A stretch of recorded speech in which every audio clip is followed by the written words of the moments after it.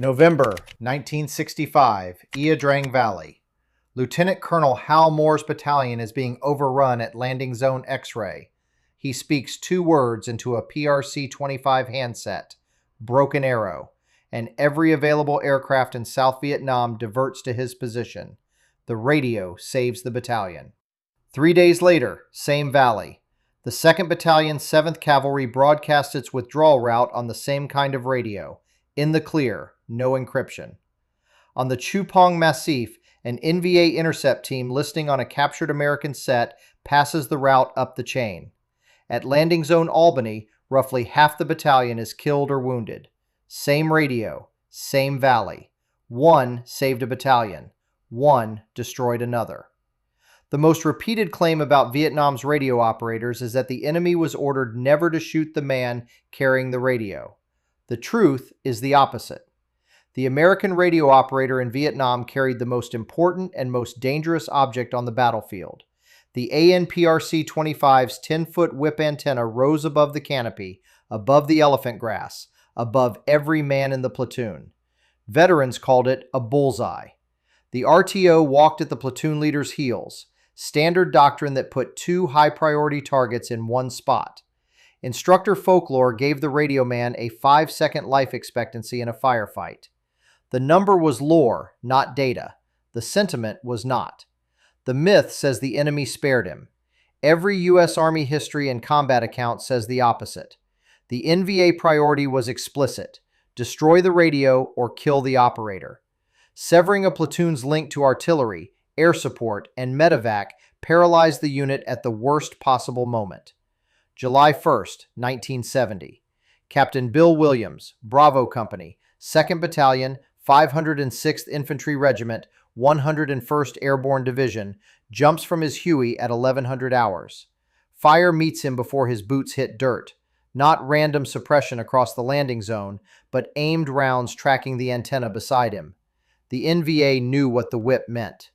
General Creighton Abrams, commander of MAC-V, called the PRC-25 the single most important tactical field item in Vietnam. The enemy agreed. They just drew a different conclusion. To understand why they wanted the radio intact, not the man, the machine, you need to understand its fatal design flaw.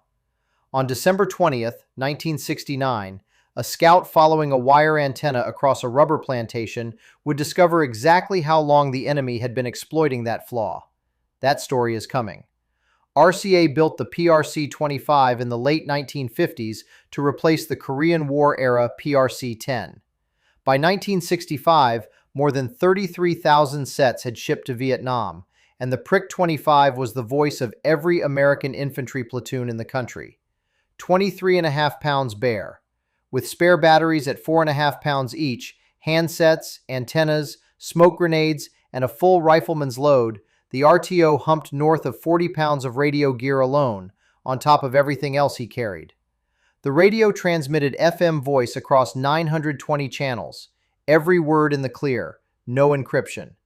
A voice encryptor called the Nestor existed, but bolted to the radio, the combined weight hit 54 pounds. RTOs left it behind. The radio went to war naked. Batteries lasted roughly 20 hours under typical use, 2 to 3 hours under heavy combat traffic. Dead casings had to be destroyed. The NVA packed them into booby traps.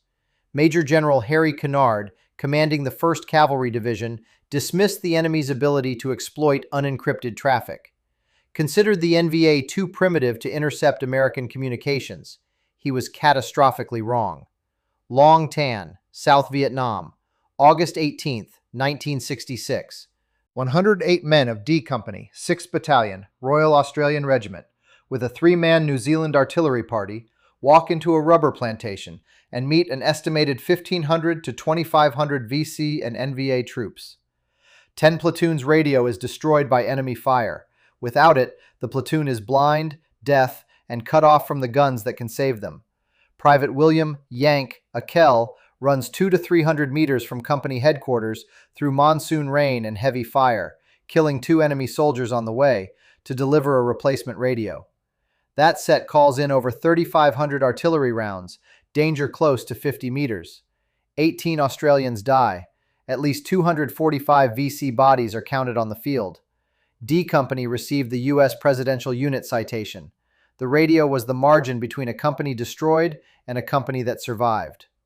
On the Chupong Massif overlooking the Ia Drang Valley, November 1965, an NVA radio intercept element monitored American transmissions in real time. Their equipment was not exotic Soviet technology. It was captured PRC-25s. They deciphered lazy unit codes, exploited call sign changes that happened too infrequently, and listened to operators chat in the clear about positions, routes, and intentions.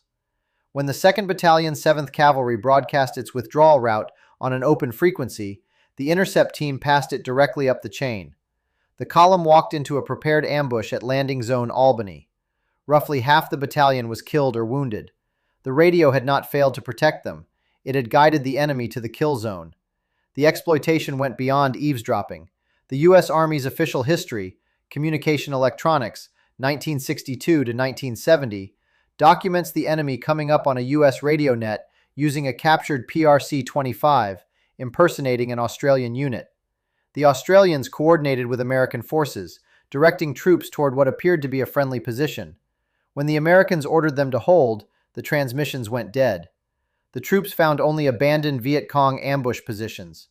The enemy had been inside the net, wearing a friendly voice, steering men toward a kill zone. Separately, the NVA learned to monitor fire support nets and cancel or redirect American artillery and airstrike requests, turning the radio's greatest power against the men who depended on it. The deception worked because the PRC-25 carried no authentication protocol. Any captured set tuned to the right frequency became a friendly station. There was no way to verify who was speaking. December 20th, 1969. The wire antenna on the Michelin rubber plantation. A scout from the 1st Brigade, 1st Infantry Division follows it through the rubber trees northwest of Saigon. It leads underground, to a buried bunker complex that is the operations center of NVA VC Platoon Alpha 3, part of the 47th Tactical Reconnaissance Battalion. After a short fight, 12 Alpha 3 personnel are captured with all their equipment, their training materials, and their logbooks. The logbooks are written in perfect English. They prove the enemy had been intercepting and exploiting American radio communications since the early 1960s. The hardware lining the bunker walls captured PRC-25 radios. The named targets in the logs: the 11th Armored Cavalry Regiment, the 1st and 25th Infantry Divisions, the 1st Cavalry Division, forward air controllers, artillery forward observers, command nets, even the press. The VC and NVA had captured so many American radio sets that China manufactured the specialized replacement batteries and shipped them down the Ho Chi Minh Trail. Near Fire Support Base Maureen, Tua Thien Province, May 7, 1970. Specialist 4 Kenneth J. David, Company D, 1st Battalion, 506th Infantry Regiment, 101st Airborne Division, is carrying the radio, the bullseye, when the assault mortally wounds his platoon leader. David hands off the radio to another soldier. Then he charges the perimeter under automatic fire. He draws enemy fire away from the wounded, away from the medevac helicopters trying to land. When his weapon is empty, he fights on with grenades. 7 members of his company die that day. David is credited with saving 13 lives. On January 3, 2025, President Biden awarded him the Medal of Honor, the only living recipient among 7 Korean and Vietnam War soldiers honored that day. Biden called him a flat-out, straight-up American hero. The enemy wanted the radio. David gave it away and became the weapon himself. The NVA's investment in radio exploitation was institutional, not opportunistic. The 47th Tactical Reconnaissance Battalion was a dedicated signals intelligence unit, trained, equipped, and deployed specifically to turn American radios against the men who carried them. They did not need to shoot the RTO to neutralize the radio. They waited. They listened. They collected. The radio itself had battlefield failures the enemy never needed to inflict. The PRC-25's VHF signal degraded badly under triple canopy jungle and mountain terrain. Range collapsed. Transmissions broke apart. Special Forces and LRRP teams improvised jungle antennas strung in trees just to claw back distance.